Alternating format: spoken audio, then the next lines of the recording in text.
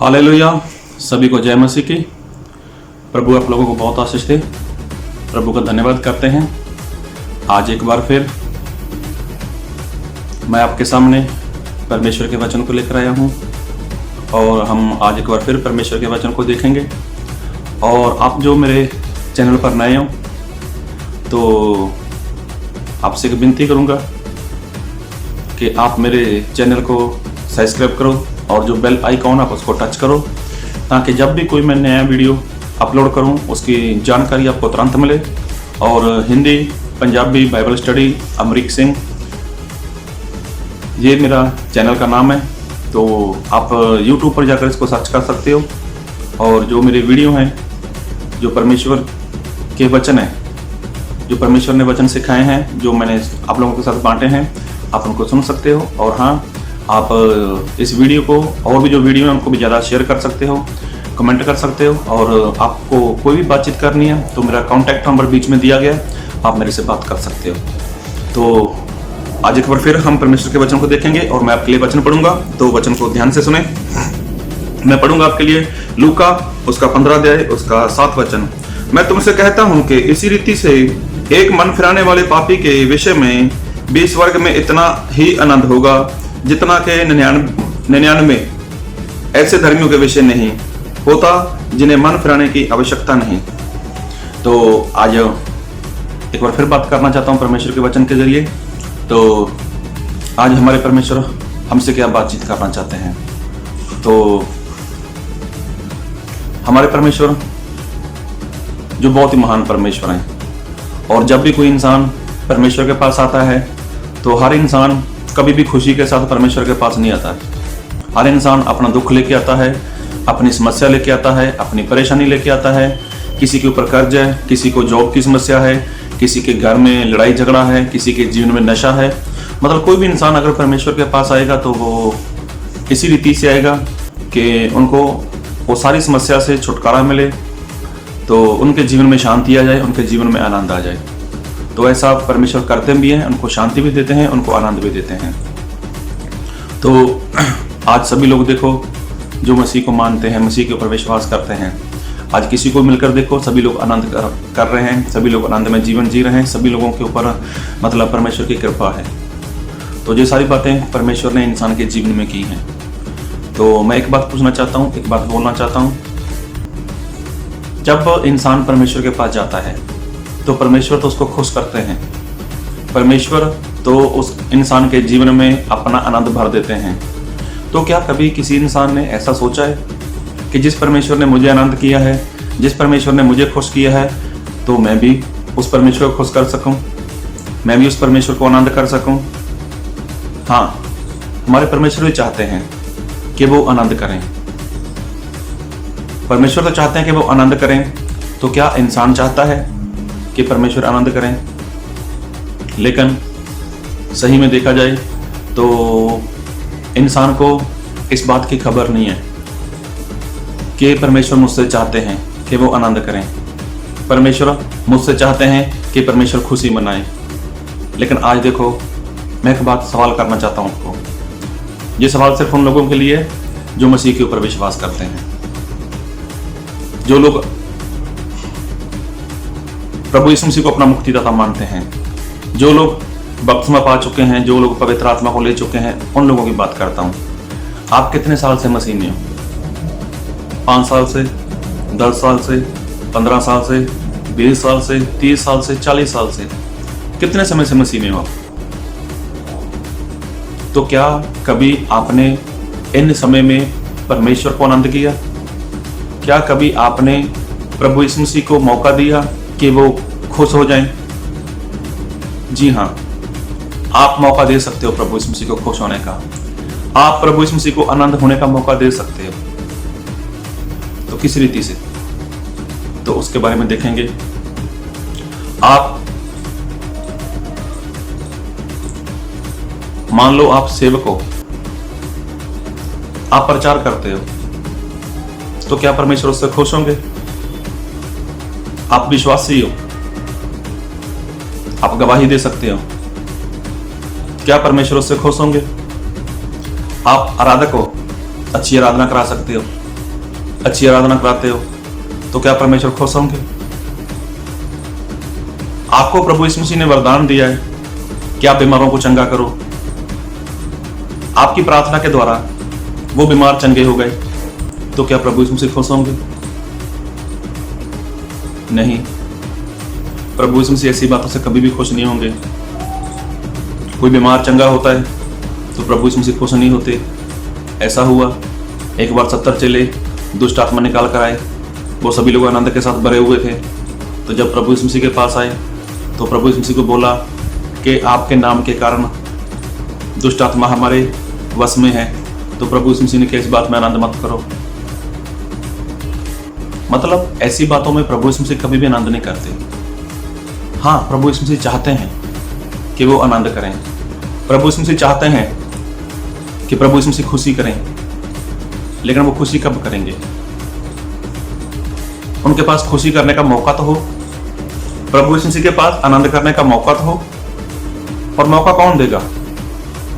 वो तो आपसे चाहते हैं कि आप मौका दो प्रभु यीशु मसीह को आनंद करने के लिए, आप मौका दो खुशी करने के लिए। जी हाँ, किसी का दुष्ट आत्मा निकल गया, किसी को अच्छा संदेश सुना दिया, किसी को गवाही दे दी, तो इस बात से प्रभु यीशु मसीह कभी भी आनंद नहीं होते। इस बात से प्रभु यीशु मसीह कभी भी खुश नहीं होते। अच्छा संदेश सुनाया तो क्या वो स्वर्ग में चला जाएगा? किसी की बीमारी चली गई, क्या वो स्वर्ग में चला जाएगा? नहीं जाएगा। इसका मतलब प्रभु यीशु मसीह आनंद करना चाहते हैं, प्रभु यीशु मसीह खुशी करना चाहते हैं। अभी इंसान की कोई बीमारी है, इंसान को कोई समस्या है, इंसान के ऊपर कोई कर्ज है, अगर उसको प्रभु यीशु मसीह के पास जाना पड़े तो प्रभु यीशु मसीह उसका कर्ज दूर करेंगे, प्रभु यीशु मसीह उसकी समस्या को दूर कर देंगे, उसकी बीमारी को दूर कर देंगे। उसको जॉब की प्रॉब्लम है तो जॉब की प्रॉब्लम दूर कर देंगे। उनकी शादी नहीं हो रही तो उनको शादी के लिए परमेश्वर कोई जीवन साथी दे देंगे। तो इंसान इस बात में खुशी करेगा, वो आनंद हो जाएगा इस बात में।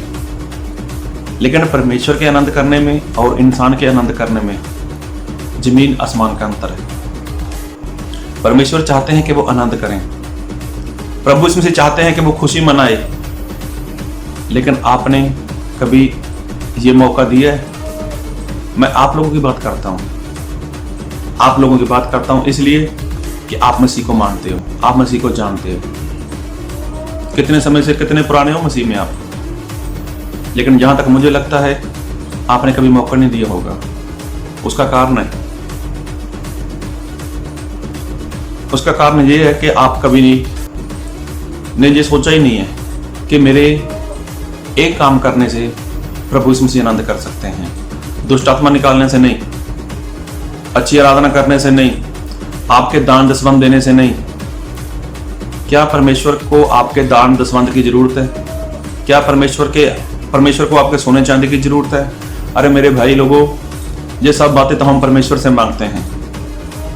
आशीष परमेश्वर से मांगते हैं, घर, जॉब, सब कुछ तो हम परमेश्वर से मांगते हैं। तो जो परमेश्वर हमें देते हैं हम वही परमेश्वर को लौटाएं, तो क्या इस बात से परमेश्वर सब खुश होंगे? नहीं होंगे। तो परमेश्वर किस बात में खुश होते हैं और किस बात में परमेश्वर स्वर्ग में बैठकर आनंद करते हैं? तो मैं आपके लिए वचन पढ़ूंगा, जो वचन पढ़ा हमने। और यहां पर ऐसा हुआ, लूका उसका 15 अध्याय 1 से 7 तक पढ़ना।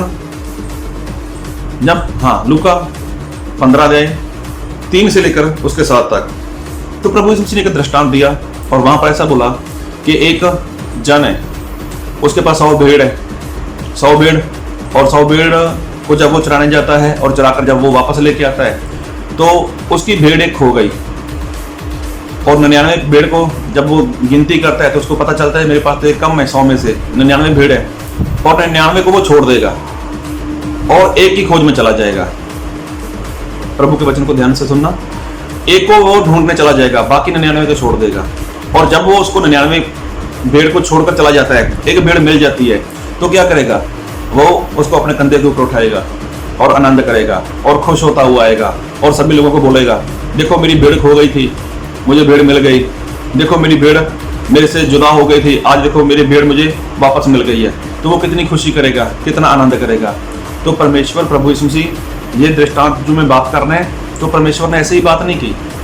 परमेश्वर किसी भेड़ की बात नहीं करते, और भेड़ को प्रभु यीशु मसीह को लेना देना भी क्या भेड़ से। प्रभु यीशु मसीह तो इंसान की तुलना भेड़ से करते हैं।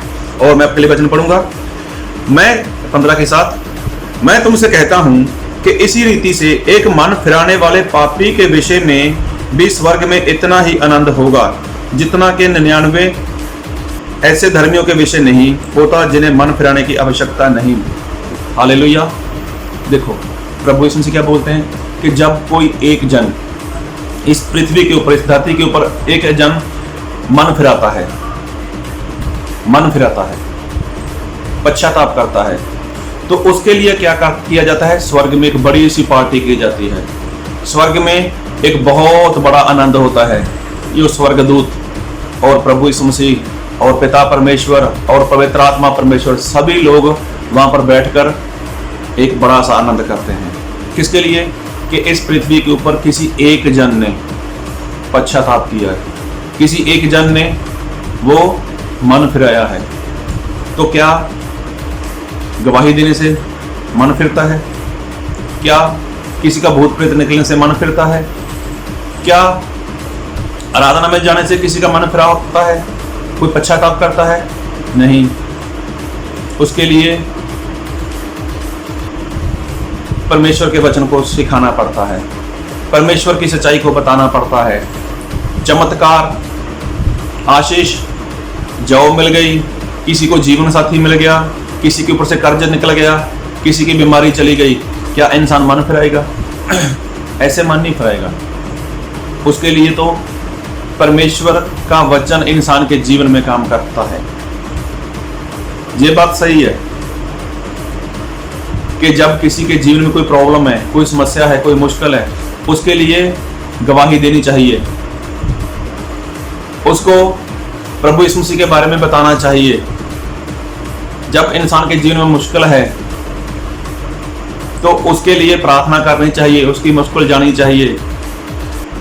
ये बातें सही है, लेकिन उसके बाद शुरुआत होती है पश्चाताप की, उसकी इस बात शुरू होती है मन फिराव की। आज बहुत से लोग मन फिराव क्या है, पश्चाताप क्या है, वो ही नहीं जानते।